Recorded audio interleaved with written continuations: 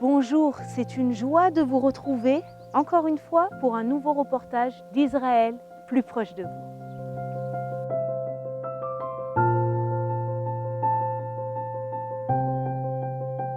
La Bible nous le décrit comme un roi grand et bon. Il s'est fait durant tout son règne un point d'honneur à détruire les hauts lieux d'idolâtrie et à ramener le cœur des enfants d'Israël vers l'Éternel. Lumière sur le roi Ézéchias. Bonjour. Bonjour. Moshe, content de te retrouver. On est à l'intérieur de la cité de David. Mais aujourd'hui, j'aimerais qu'on mette un focus sur le roi Ézéchias. Très bien. Avant tout, qui était-il? Très bien. Bon. Le roi Ézéchias, c'est le petit-fils du roi David. Ça, c'est numéro 1. Il fait partie de la dynastie davidique. Et donc, lui, il va se retrouver comme roi dans une période très difficile dans laquelle il y a l'Empire assyrien qui vient attaquer et qui vient conquérir la terre d'Israël.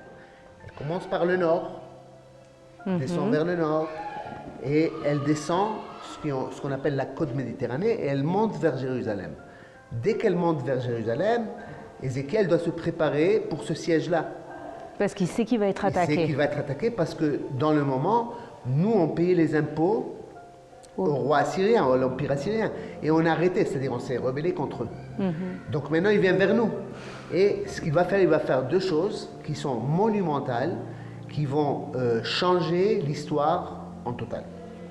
Une des choses qu'il va faire, c'est ici, dans la cité de David, il va dévier l'eau qui est dans la piscine des Jébuséens, qui était déjà datée de 4000 ans. Donc elle existait déjà. Elle existait déjà. Ok. C'était une source d'eau. Il va la dévier vers la piscine de Siloé. C'est-à-dire, et il va la garder dans les murailles. Donc il va la protéger. Il va la protéger pour que les Assyriens n'aient pas accès à l'eau. Parce que dès qu'ils ont accès à l'eau, c'est la vie. C'est la vie. D'ailleurs, quand on dit de l'eau en hébreu, Maim Chaim, c'est de l'eau vivante. C'est-à-dire, ce qui donne la vie aujourd'hui, c'est de l'eau. Sans eau, on ne pourrait pas exister. D'accord. La deuxième chose qu'il va faire, c'est construire dans la partie nord de Jérusalem une muraille, ça s'appelle la muraille large, et il va la construire pour protéger ce qui est la plane, parce que le côté nord de Jérusalem, c'est très plat, et donc c'est pas montagneux comme ici, comme la cité de David, qui a d'un côté une vallée, de l'autre côté la vallée de Kidron, et les murailles. Donc là-bas, il doit construire une muraille pour protéger. C'est dans le livre d'Isaïe que c'est mentionné qu'il va reconstruire une muraille là-bas. Et faire rentrer les gens qui habitaient dehors de la cité de David, les faire rentrer dedans. D'accord. Non. Mais ce qui est très important, c'est que quand ils vont construire ou creuser ou ce tunnel-là, avec les outils qu'on a, c'était un petit peu impossible. Enfin, en tout cas, difficile. Aussi dans le temps, parce que c'est un temps précis. Comment, avec ces outils-là, ils vont pouvoir creuser en espace de temps très court ce tunnel-là d'eau. Et donc, ils ont trouvé, c'est une plaque écrite en hébreu très ancien, elle est dans le musée en Turquie, qui dit « Et voilà que les deux groupes se rencontrent. En fin de compte, on écoute l'autre groupe, les bruits de l'autre groupe. Donc, imaginez-vous deux groupes qui vont creuser, un d'un côté, l'autre de l'autre côté. Et ce qu'il va faire... Donc, qui est d'un côté, qui est de l'autre côté? C'est deux groupes différents de gens qui travaillent. Ah, ok.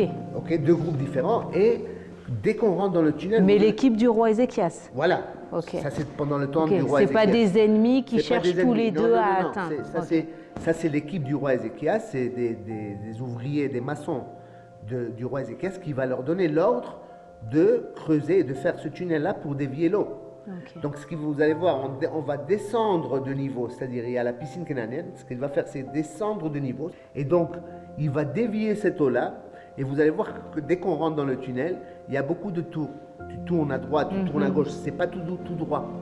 Donc, exactement, c'est à cause, ils vont s'écouter les uns les autres. Et en fin de compte, ils vont se retrouver. Alors, imaginez-vous, je vous donne juste un exemple.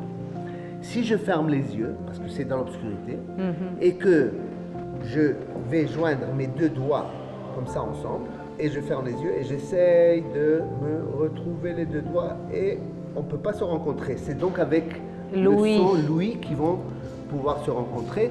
Et ça, c'est la preuve. Cette plaque-là, c'est une preuve irréfutée. Tout le monde est d'accord, comme quoi ces deux groupes-là vont se retrouver. Voilà. Ok. Donc Ézéchias, il a fait vraiment des choses importantes pour Jérusalem. On parle déjà de Jérusalem à son époque? 100%. Ok. Donc en fait, les deux choses qu'il a accomplies, outre ramener le cœur du peuple vers l'Éternel, détruire les lieux d'idolâtrie et tout ça, mais les deux choses qu'il a fait, on va dire de manière concrète et qui demeurent encore aujourd'hui, Oui. c'est la muraille d'Ézéchias et donc ce fameux tunnel qu'il a construit. Oui, qu'il a construit. Quel était le but pour construire ce tunnel? C'était vraiment de ramener de la vie dans la cité, Oui. l'eau. Mais bien sûr, parce que si les Assyriens ils prennent accès à l'eau, qui était découvert dans le temps des Jébusiens, c'est découvert. S'ils prenaient ça, donc la ville, elle est morte. Ils coupent tout ce qui est l'essence de la vie de Jérusalem. D'accord. Pour le temple aussi. Est-ce que tu as une photo de ça justement? Bien sûr, je vais vous montrer une photo. Imaginez-vous qu'on est déjà à 50 mètres de profondeur dessous. C'est-à-dire, tout ce que vous voyez ici, c'est juste nouveau construit. Mais imaginez-vous que c'était ouvert complètement.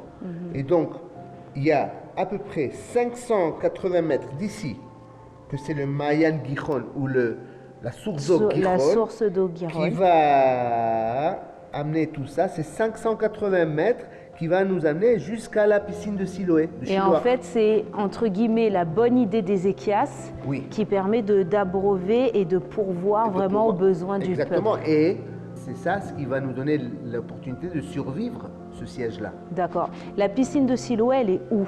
Elle est exactement. Donc est-ce que c'est lui qui a donné naissance à la piscine de Siloé ou elle existait déjà? Non, elle n'existait pas. C'est lui qui va donner l'essence parce qu'il va la faire entrer.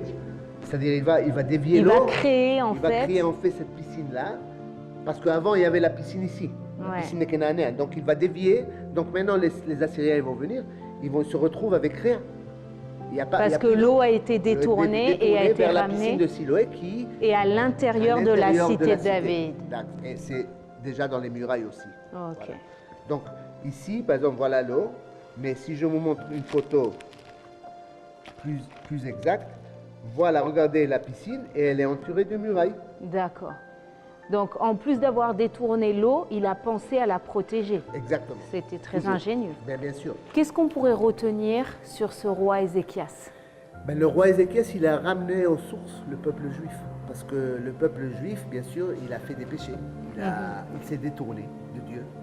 Et le roi Ézéchias, il retourne vers son ancêtre, vers Elohim, vers Dieu.